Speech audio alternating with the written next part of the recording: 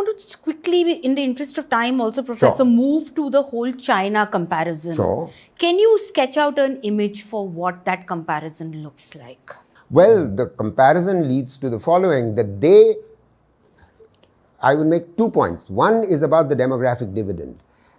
You see, they realize their demographic dividend and we are failing to realize that our demographic dividend. But we say that in every speech. That we are a very young country. Yes. I'll come back to that. But let me first address that actually, since we are a young country. This is a hope that we are still clinging on to. This is simply factually, increasingly untrue. If that was not the case, we wouldn't be in the book making the claim that by 2040, the number of those entering the labor force will begin to shrink. So the workforce will begin to shrink. Why? Please try and appreciate. Because the median age has already gotten to 29 and more than half of our current workforce is 45 or over. More than half currently, which means that they will all be at near retirement age. We will be an aging society, no questions about it. And please do not live under the illusion that just because the UP Bihar's northern Hindi belt is growing, population growth rate is higher than in the south, that, that will save us. No, that will not save us because we factored that in already. The only thing that can possibly save us is you women. Let me explain. We have among the lowest female labor force participation rates in the world. Women's participation in work is extremely low. And because it's extremely low, there is potential. It's about as low as it is in Yemen or Saudi Arabia. It's among the world's lowest. Please try and appreciate this. Now, the government will turn around and say, oh, in the last 6 or 7 years, it has risen. But you know why it has mainly risen? It has risen because women who were leaving agriculture have returned to agriculture. And when they return to agriculture, they return as unpaid family labor. And we discuss what the female labor force participation rate would be if you eliminate those who are in unpaid family labor and the unpaid. So then the work participation of women drops even further than our lowest in the world. If you eliminate unpaid family labor, please understand that the ILO recommends to the governments in the developing world, please change your methodology. Do not regard unpaid family labor as employment, but our government has not accepted that, despite the fact that in that ILO meeting in 2013, when this decision was taken, India was the chair of the ILO's governing body. So if we were to remove the UFL, unpaid family labor, you are saying that we would be worse off than Yemen and Saudi? Absolutely. Absolutely.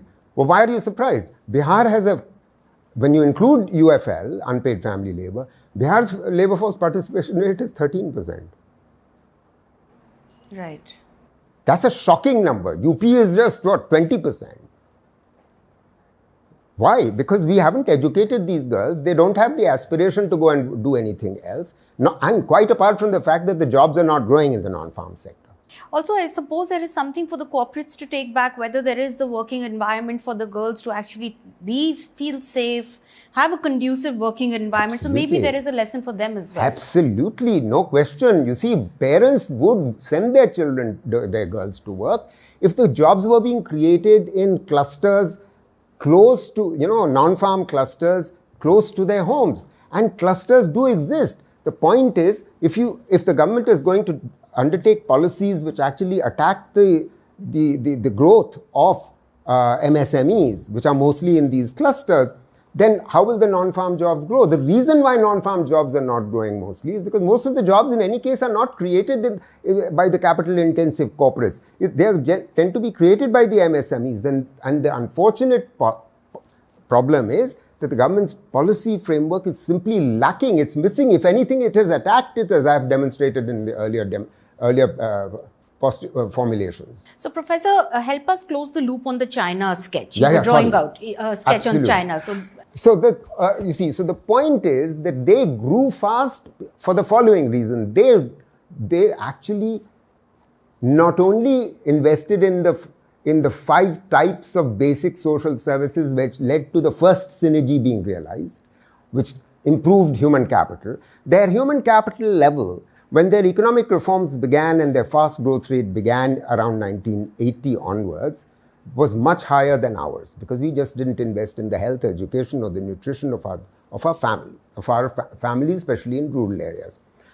So when the growth rate happened, then the people were better prepared to take advantage. That's one reason why they managed to grow fast and generate and realize the dividend. The second reason is that their growth rate was driven by export-oriented manufacturing, and that was focused on labor-intensive manufacturing. Absolutely. We have neglected our labor-intensive manufacturing, which is why at the end of the book, we discuss at great length the industrial policy needed, which is sort of needs to focus on labor-intensive manufacturing, which would rely upon MSMEs. And the cluster development that I was talking about, which would bring the girls out from the rural areas who are all getting educated, and they'll get jobs there.